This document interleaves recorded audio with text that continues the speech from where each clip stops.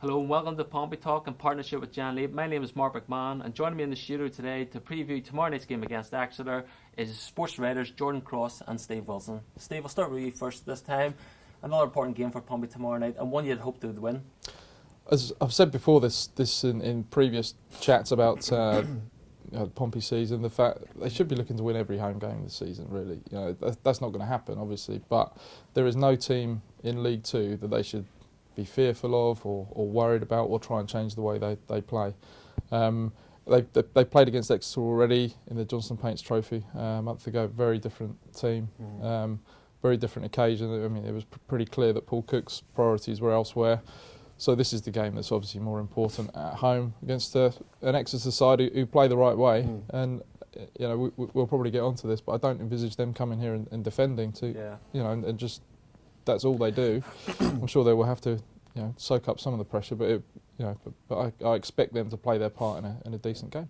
Steve said, Jordy, you don't expect Paul Tisdale to come here and shut up shop against Pompey. You expect them to play some decent football, at least go for it. Well, Paul Tisdale is one of the longest serving managers in the game, isn't he? And he's done that based on an expansive policy and playing the game in the right way.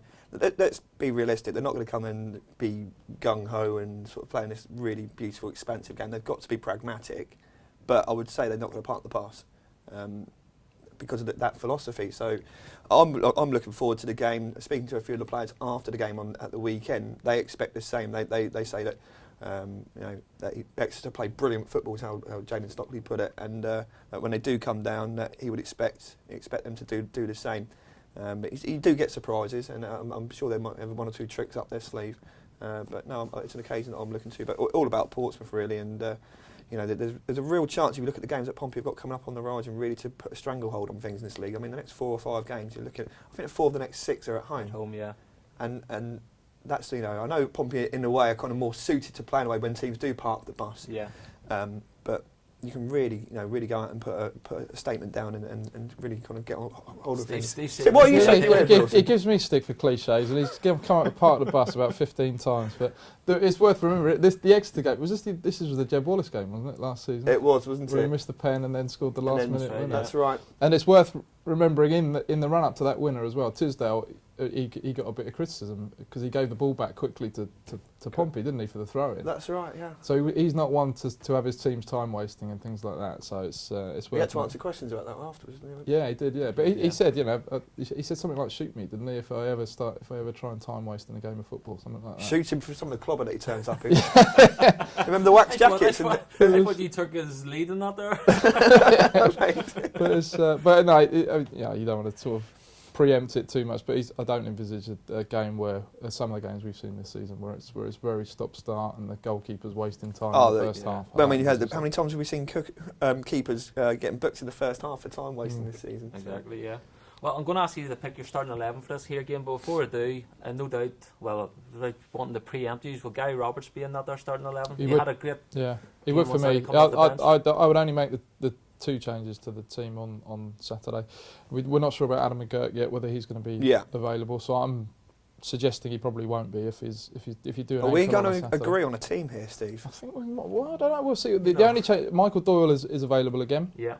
So I would bring him back in for Danny Hollands in central midfield to go alongside Barton, and I'd have Gary Roberts in for Connor Chaplin. That would be my 2 changes. Jordy? Well, we can do it almost in one slot on the Boom!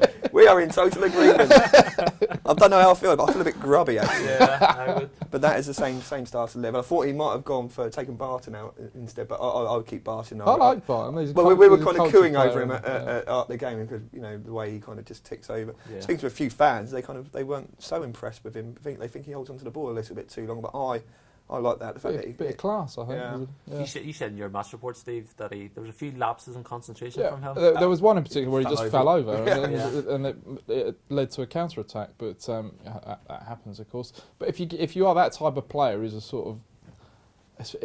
You don't want to put too much, but it's a Hoddle type of midfielder. He's a sort of stroll. Can we get a cliche? He strolls about a bit and sprays it around, and he looks very relaxed when he's playing the game and that kind of thing. Sometimes you're gonna have those lapses. I think that comes part and parcel with that sort of midfielder. He keeps the ball. There is times, and it's something that Pompey need to look at, perhaps when they need to step up the passing the intensity, the tempo when they get into the final third to open teams up. But I like him, and I think he can be really a stayer in that. And he can open up a defence, I think. And also, when you got a Doyle, it'd be nice to see how that mix of styles works with obviously the more gritty manner that Doyle performs with. Okay, Jordy, you've got a track record in recent weeks of protecting the right scoreline. Oh. We're going to put you on the spot again. Give us your prediction for tomorrow night's game. Nostradamus cross. How about that? 4 out of 4. This would be for Is it me. 4 out of 4? Well, I've had the last 3, and I've not backed any of them, which is so disappointing. Oh, no. But so unlikely. But after my deficit with the betting room in the last season, and having to hit the overdraft to pay those bills, I've had to rein it in a bit. Off to the Priory. I'm going to go for the therapy's worked, mate. I'm going to go for a clean sheet, and I'm going to go for a 2-0 victory. Comfortable 2-0 victory. Yeah, I think comfortable. Yeah. Steve, do you go along with that? I'm going to go even more optimistic. I'm going to go for Pompey to turn it on and a 3-0 win. Yeah, good stuff then. Well, that should make for an exciting game tomorrow night. Guys, thanks for your thoughts again. You've been watching Pompey Talk in partnership with Jan Leap. Hope you all enjoy the game tomorrow night. Goodbye.